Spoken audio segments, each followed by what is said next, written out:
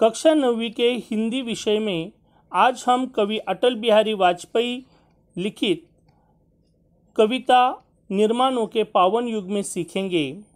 वाजपेयी जी भारत के पूर्व प्रधानमंत्री होने के साथ ही एक प्रसिद्ध कवि, पत्रकार और एक प्रखर वक्ता थे। प्रस्तुत कविता में कवि ने नूतन अनुसंधान, संस्कृति के सम्मान, जगत का कल्याण, उत्थान के साथ चरित्र निर्माण करने को विशेष महत्व दिया है। चलो अब हम इस कविता का विस्तृत अर्थ सीखेंगे। कविता इस प्रकार है। निर्माणों के पावन युग में हम चरित्र निर्माण न भूले, स्वार्थ साधना की आंधी में वसुधा का कल्याण न भूले। माना अगम अगाध सिंधु है, संघर्षों का पार नहीं है, किंतु डूबना मझधारों में साहस को स्वीकार नहीं है। जटिल समस्या सुलझाने को नूतन अनुसंधान न भूले, निर्माणों के पावन युग में हम चरित्र निर्माण न भूले, स्वार्थ साधना की आंधी में वसुधा का कल्याण न भूले। कवि कहते हैं, निर्माणों के पावन युग में हम चरित्र निर्माण न भूले, मतलब यह निर्माणों का, विकास का युग है। इसमें हमें निर्माणों के साथ चरित्र का निर्माण भी करना चाहिए।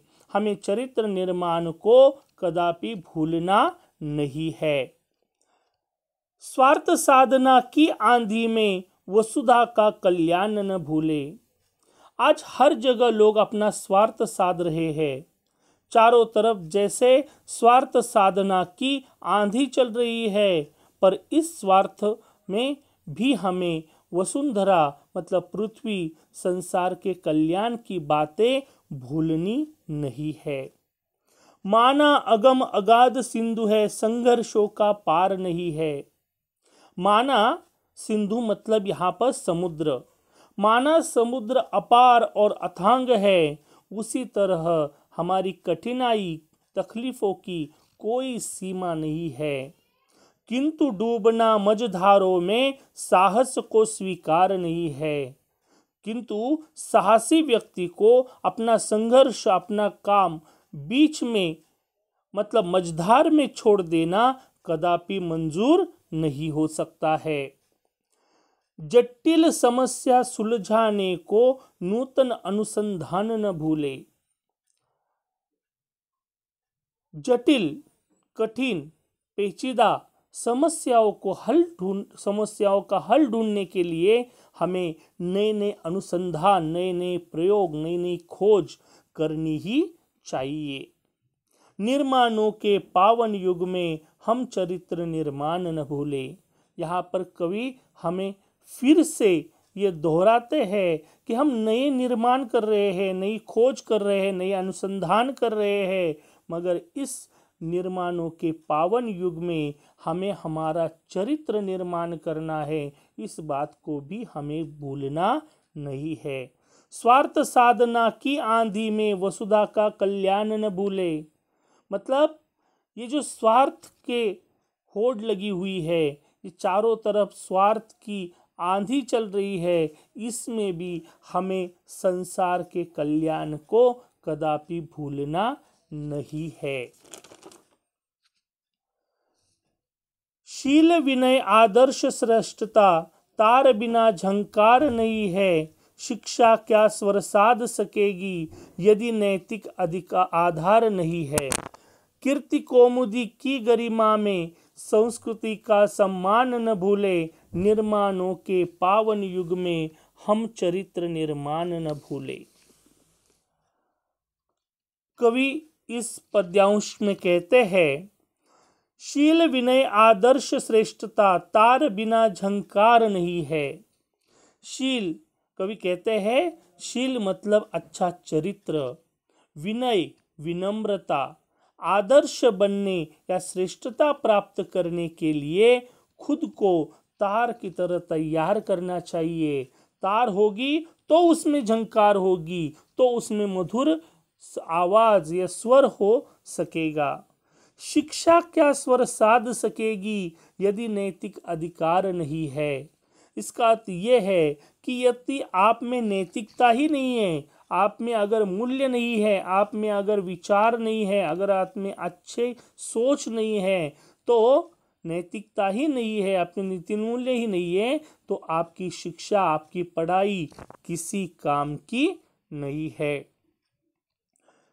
कीर्ति कौमुदी की गरिमा में संस्कृति का सम्मान न भूले। कीर्ति का अर्थ यहाँ पर है शोभा और कौमुदी का मतलब है चांदनी।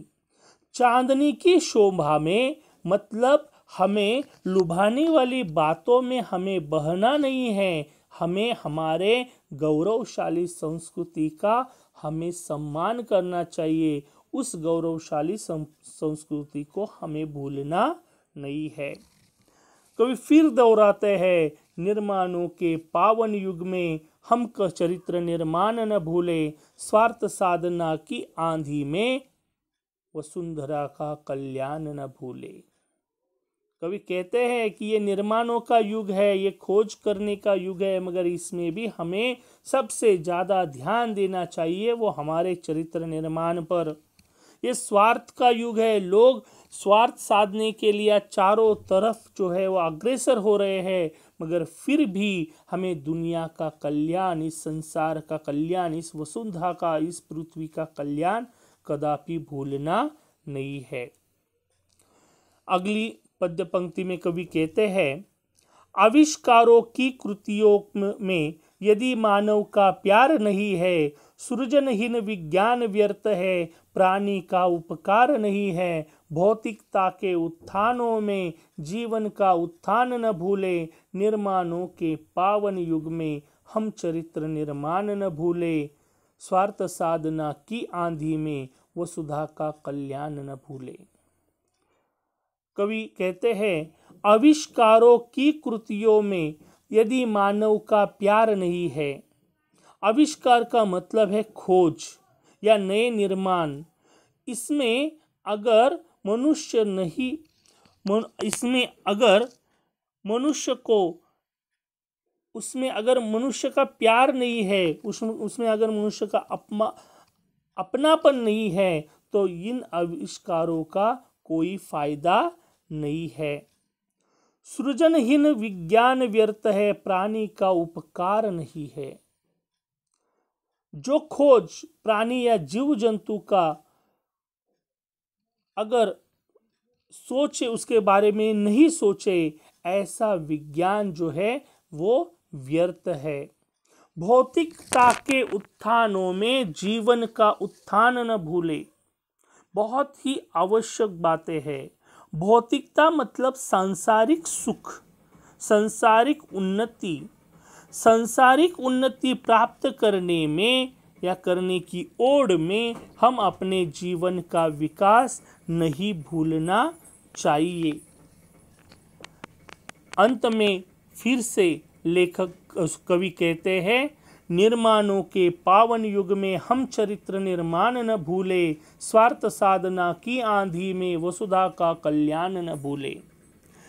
कवि कहते हैं, निर्माणों के पावन इस युग में हमें चरित्र निर्माण करना कभी भी भूलना नहीं है, और स्वार्थ साधना के इस होड़ में हमें संसार में दुनिया का कल्याण कभी भी भूलना नहीं है।